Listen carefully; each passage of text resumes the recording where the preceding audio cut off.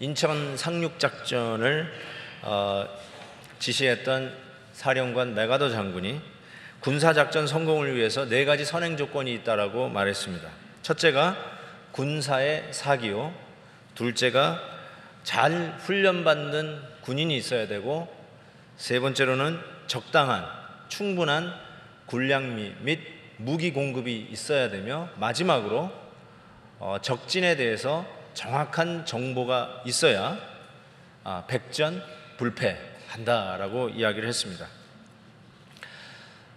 메가더 장군의 입장을 고려해 볼 때 이스라엘 군대가 아이성을 점령하지 못할 이유는 하나도 없었습니다. 모든 것이 다 갖추어져 있었습니다. 이 전쟁은 실패할 수가 없었습니다. 여호수아 장군은 역시 정탐꾼을 보내서 그들에 대한 정보를 확실하게 꿰뚫었고 3,000명만 보내도 넉넉히 이길 것이라고 정보가 나왔습니다. 쉬운 상대였습니다. 그렇지만 아이성 싸움에서 어이없이 참패를 당합니다. 오늘 여호수아 7장에는 한 36명의 군인들이 도륙을 당했다라는 표현을 썼는데 스바림까지 계속 추적해서 이스라엘 그 백성들을 쳤다라고 기록된 것을 봐서 36명만 사상자가 아니라는 것을 우리가 알 수 있습니다. 몇 명이 죽었는지 모릅니다. 그러나 대참패였습니다. 가나안 정복을 이끌고 가는 여호수아 장군의 입장에서 생각해 볼 때 기가 막힌 일이 아닐 수가 없었어요. 어찌 이런 일이 일어날 수 있을까? 그가 하나님 앞에 호소를 합니다. 하나님, 이게 어찌된 일입니까? 이러려고 우리를 여기 오게 한 것입니까? 그때 본문 말씀해 보니까 하나님께서 그 이유를 말씀해 주십니다. 10절 11절에 여호와께서 여호수아에게 이르시되 일어나라, 어찌하여 이렇게 엎드렸느냐? 이스라엘이 범죄하여 내가 그들에게 명한 나의 언약을 어기었나니 곧 그들이 바친 물건을 취하고 도적하고 사기하여 자기 기구 가운데 두었느니라. 즉 여리고성 점령할 때 절대로 만지지 말라고 했던 그 노략물에 손을 댄 자가 있었다는 것입니다. 첫 열매는 여호와의 것이며 첫 전쟁도 내가 치룰 것이기에 그 모든 것은 내 것이니까 nobody touch. 분명히 말했는데 누가 여호와의 물건에 손을 댔다는 것이죠. 그래서 오늘 본문은 그 자를 색출하는 제비뽑기하는 장면이 나옵니다. 그래서 결국은 그것이 아간에 이르렀고 아간이 그 제비에 당첨된 것이죠. 그 과정 속에 어찌하여 네가 이런 죄를 지었는가 이야기할 때 21절에 보니까 아간이 금덩이 하나를 보고 탐내어 취하였다라고 고백을 합니다. 참 여기서 보면 이 보고 탐내고 그리고 취하였다라고 하는 것은 상당히 죄가 우리의 삶 속에 들어오는 의도적 단계 같다는 생각을 해보게 됩니다. 왜냐하면 아담과 하와가 이랬거든요. 먹음직도 하고 보암직도 하고 지혜롭게 할 만큼 탐스러운 바로 그 정확하게 죄가 나의 삶 속에 침투하는 단계를 타고 들어왔던 것이 사실입니다. 보고 탐하고 취했다는 것이죠. 여러분이 잘 아는 다윗 왕이 죄를 범한 것도 정확하게 이 단계 아니겠어요? 왕궁을 한가로이 거닐 때 목욕한 여인을 보았어요. 보았으면 문도 안 닫고 목욕하네 하고 그냥 가면 될 거 아니에요. 근데 뚫어지게 봤어요. 요렇게도 보고 요렇게도 보고 그러다가 결국은 그 여인을 취했죠. 이 3단계가 확실한 것 같습니다. I saw, 보았고, I coveted, I desire, 탐했고, and I took, 취했다. 바로 이 죄악의 사슬이 우리의 삶에 들어오는 기가 막힌 3단계입니다. 이 죄악의 사슬을 끄는 분이 바로 광야에서 시험받았던 예수님이었어요. 먹음직도 하고 보암직도 하고 지혜롭게 탐할 만한 바로 그 죄악이 들어오는 그 단계를 끊으신 분이 예수 그리스도셨어요. 여러분 정말 우리가 보는 것을 경계해야 됩니다. 뭘 보느냐가 여러분이 뭘 욕심부리느냐를 결정하고, 뭘 욕심부리냐가 결국은 여러분이 그 죄를 취하는 자리까지 가게 되어 있어요. 여러분이 죄악의 사슬 중에 어디에 몇 단계에 있는지 모르지만 주님의 이름으로 권합니다. 끊어내십시오. 그 죄악의 사슬을 끊어내십시오. 탐하는 단계에 있으시면 끊어내십시오.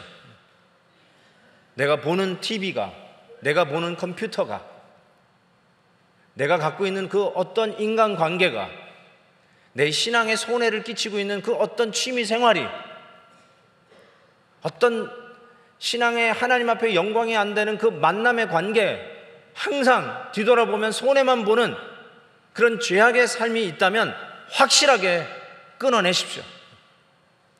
여러분, 왜 이것이 중요하냐면 한 사람의 죄가 공동체에 미치는 파괴력이 어마어마하기 때문에 그렇습니다.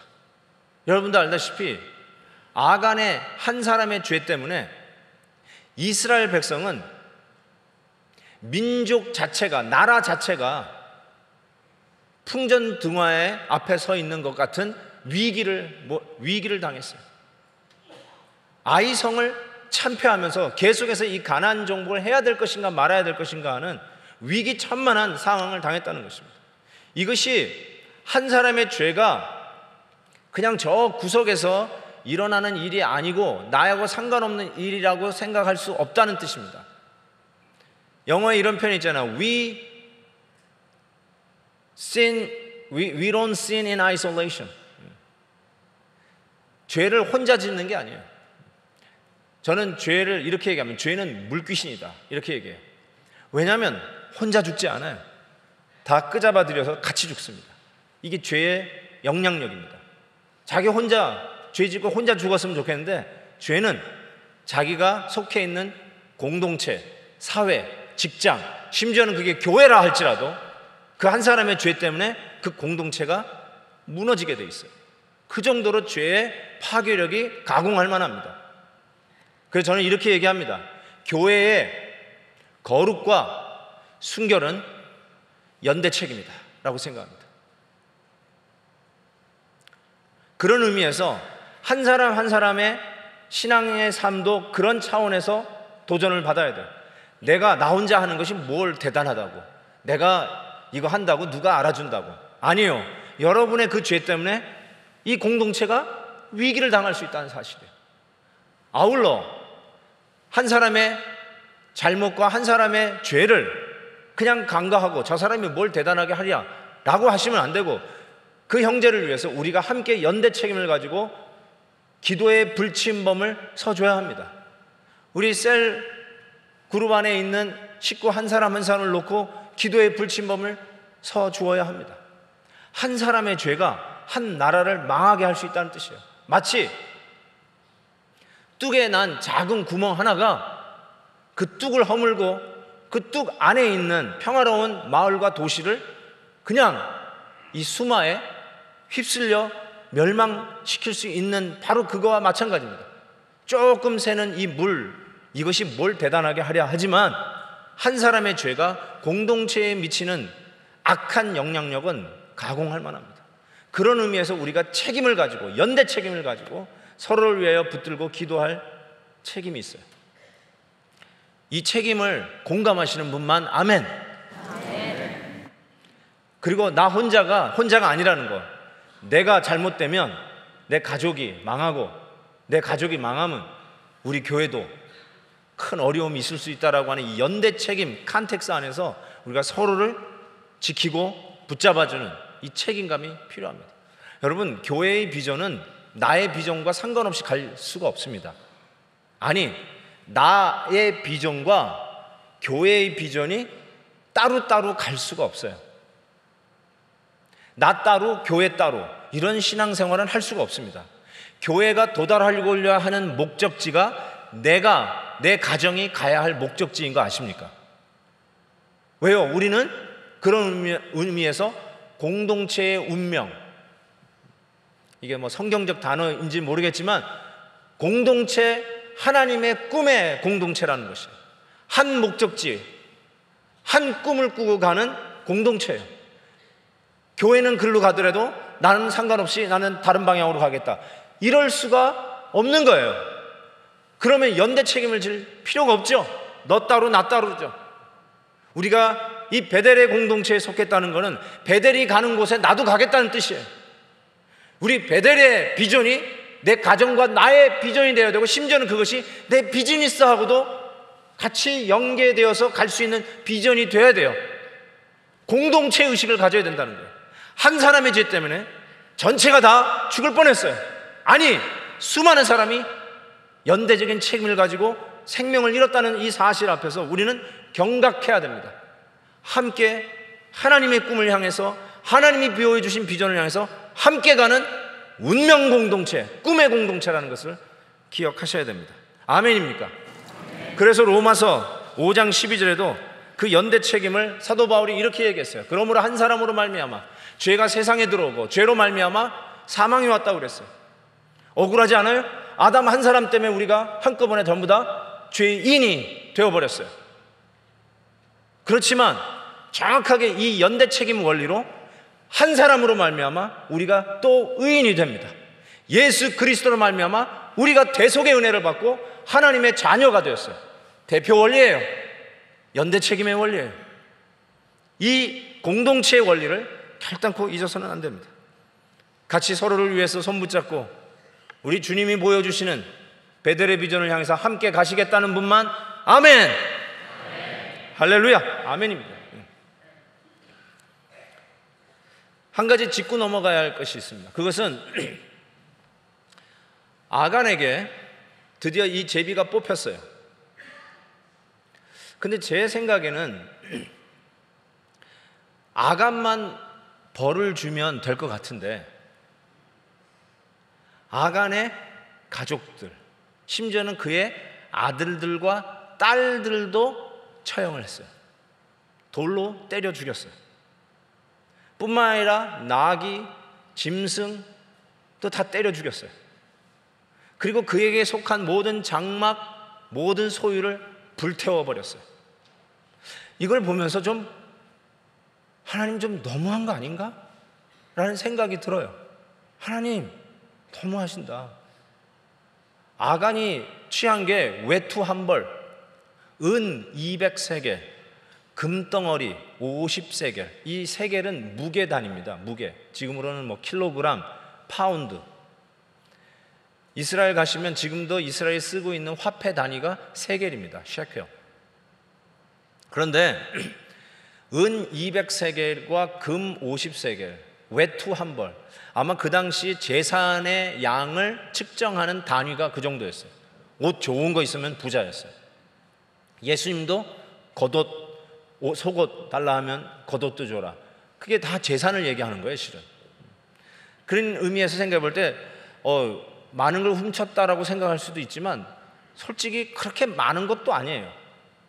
우리가 달란트 비유에 한 달란트 받은 사람, 두 달란트 받은 사람, 뭐 5달란트 받은 사람 얘기하잖아요. 한 달란트가 대개 3,000세겔에서 5,000세겔입니다. 한 달란트가 엄청난 양이죠. 그렇지만 그 중에 은 200세겔, 금 50세겔이에요. 작지는 않지만 그렇다고 뭐 횡령하고 비자금 할 때 뭐 수백억 얘기할 때 얘기하는 건 비교도 안 되는 작은 양입니다. 한 10년 징역 이 정도 때리면 충분할 것 같은데 아간을 색출해낸 하나님께서 그를 향하여 형벌을 내리는데 그 아간을 돌로 때려 죽일 뿐만 아니라 그 아들들과 딸들도 그 무고한 innocent 한 애들도 돌로 때려 죽이라고 했어요. 아내도 때려 죽이라고 했나 하고 살펴봤는데 아내는 왜 안 나오는지 모르겠어요. 성경에 암만 눈을 찍어도 아내도 좀 때려라 그러는데 그거는 없어요. 아직 그 숙제는 안 풀려서 왜 아내는 안 죽였을까? 아내는 말렸나? 하지 말라고? 근데 여러분 어떻게 생각하세요? 이거 너무하지 않아요? 하나님께서 가나안 정복을 지시하면서 뭘 명령하셨냐면 가나안 족속 사람 다 죽이라고 그랬어요. 싹 죽이라고 했어요. 너무하지 않아요?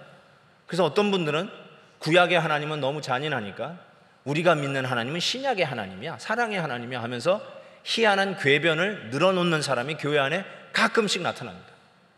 구약의 하나님과 신약의 하나님 다른 하나님이라고요? 어디서 배웠습니까?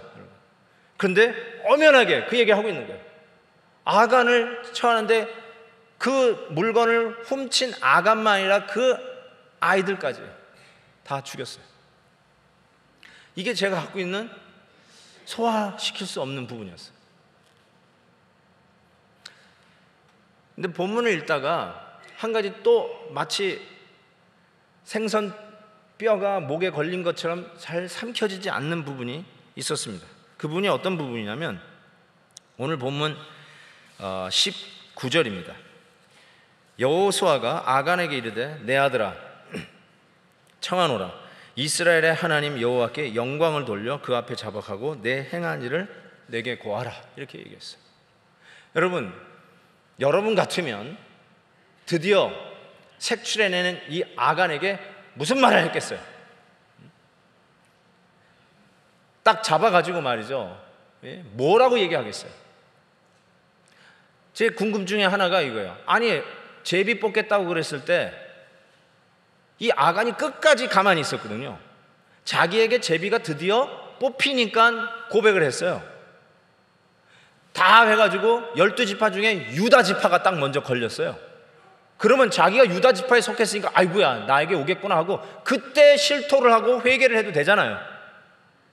근데 그때도 가만히 있었어요. 유다 다음에 누가 나옵니까? 세라 족속. 어이구 그러면 그때라도 회개를 해야 될 거 아니에요. 결국 끝까지 고백 안 했어요. 자기에게 제비가 떨어질 때까지. 어떻게 이럴 수 있을까라는 생각을 해봤어요.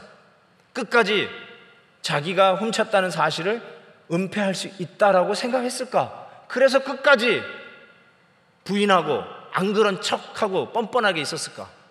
도대체 어떻게 이런 양심을 가지고 있었을까라는 생각도 들어요. 그런데 드디어 아간에게 제비가 떨어지고 그 아간을 딱 잡아낸 여호수아 장군이 첫 마디가 뭔지 아세요? 너는 여호와께 영광을 돌리라. 아니 지금 무슨 할 말이 따로 있지. 제가 여호수아 장군이라면 야 네가 한 짓이 뭔 짓인지 아냐? 너 때문에 아버지를 잃은 애들을 봐라. 너 때문에 남편을 잃고 미망이 된 이 여인들을 좀 봐라. 너 때문에 이 민족이 드디어 이 약속의 땅에 왔는데 멸망당했다. 죽을 뻔했다. 네가 한 짓이 뭔지 아냐? 네 한 사람의 죄 때문에 아버지를 잃은 이 아이들과 남편을 잃은 이 여인들을 봐라. 도대체 무슨 짓을 한 거냐? 그렇게 경고를 했는데 네가 한 짓이 무슨 짓인지 알렸다. 이렇게 얘기해도 시원치 않을 판에 뭐라고요? 너는 여호와께 영광을 돌려라. 우리는 언제 영광을 돌립니까? 일이 잘 됐을 때, 승리했을 때, 승진했을 때, 비즈니스 대박이 터졌을 때, 몸이 건강해질 때, 그때 글로리 투 갓, 글로리아 디오스 그런 얘기를 그때 하는 말이지. 너 때문에 수 없는 사상자들과 아비 없는 고아들과 남편 잃은 미망인들이 울고 있는 그 현장 앞에서 하나님께 영광을 돌려라. What the heck? 뭐 하는 거야 이게 진짜.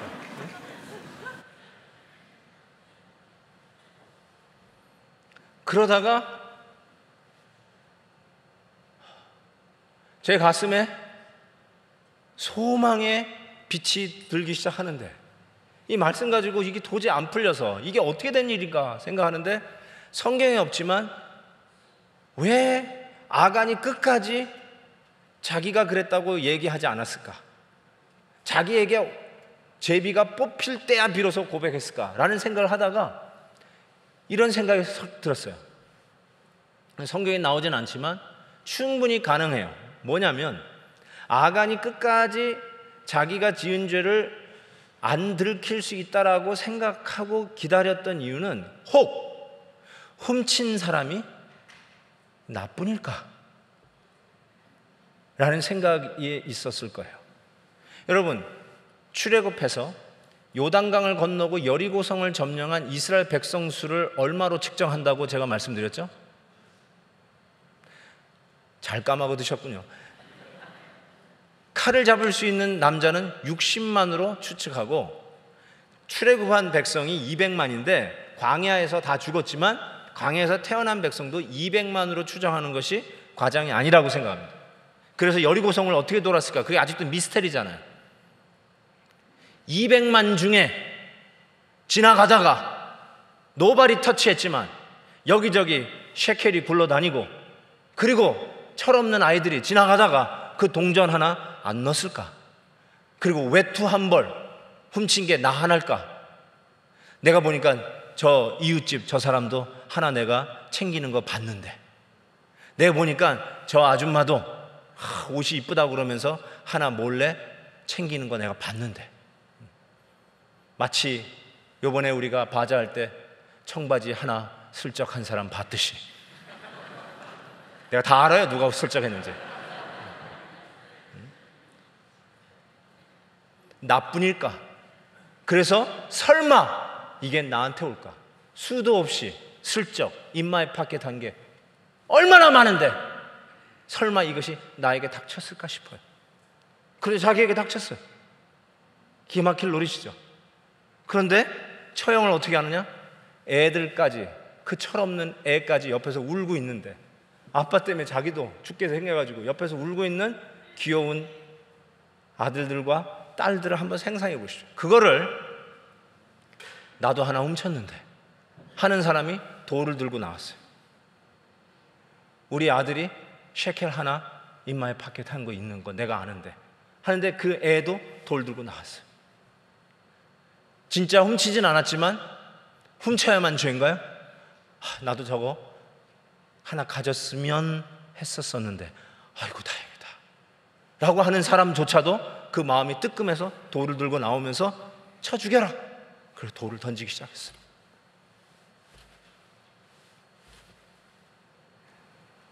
꼬마가 맞아서 울기 시작하고, 어린 딸이 돌 맞아가지고 정신 잃고 쓰러지는데 거기에다 계속 던집니다. 계속 던져요. 그러면서 무슨 생각을 그 이스라엘 백성들이 마음속에 가졌을까? 나 때문에 죽는구나. 내 아들 때문에 저 아간의 아들이 돌 맞아 죽는구나. 내 철 모르는 내 딸 때문에 저 아간의 저 귀엽고 고운 저 딸이 저렇게 비참하게 돌 맞아 죽는구나. 그런 생각이 백성들의 마음속에 전부 다 무거운 돌이 그 마음을 짓누르시 눌러내리고 있었을 거예요. 그런데 호세아에서 제가 소망의 빗줄기를 봤어요. 호세아에서 보니까 이렇게 말씀이 있어요. 아골 골짜기로 소망의 문을 삼아주리니. 아니, 저주받아 돌 맞아 죽어 이제 돌 무더기 속에 그 아간과 그 무고한 아이들까지 묻혀있는 그 아골의 심판의 골짜기에 우리 하나님이 약속해 주실 거기에서 소망을 주겠다라고 얘기했어요.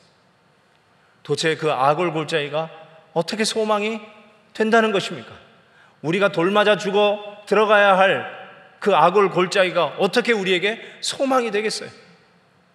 정확하게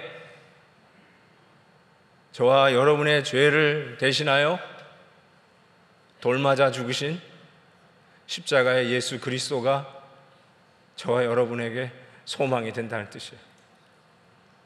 이거 외에는 여러분, 우리 마음속에 있는 그 진하게 묻어있는 죄악의 그 흔적을 지울 길이 없어요.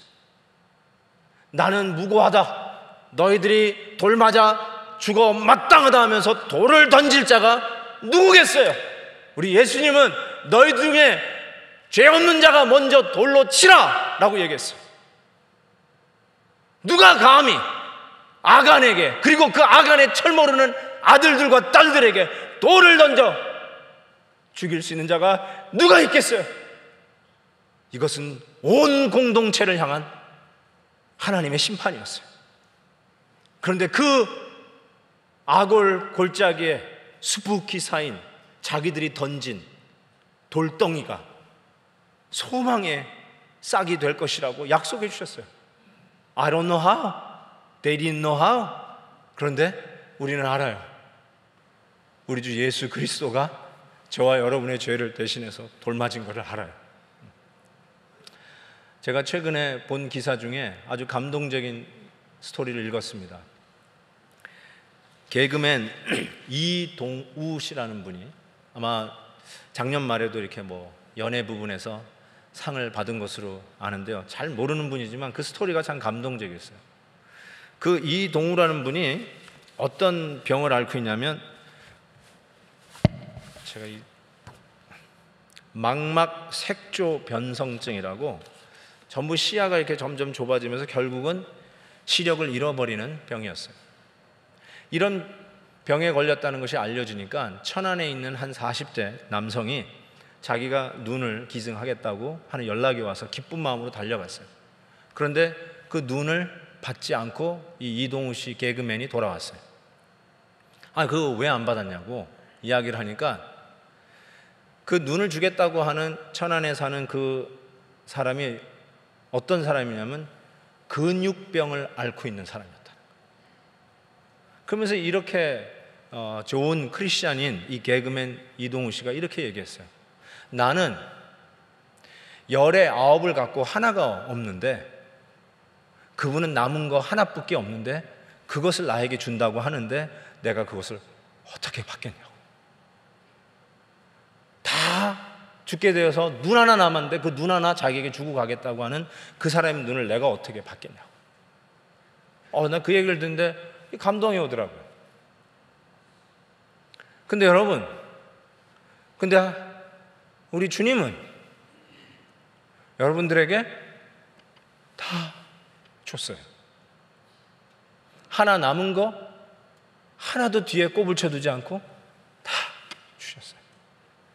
근데 우리는 양심도 없이 다 받았어요.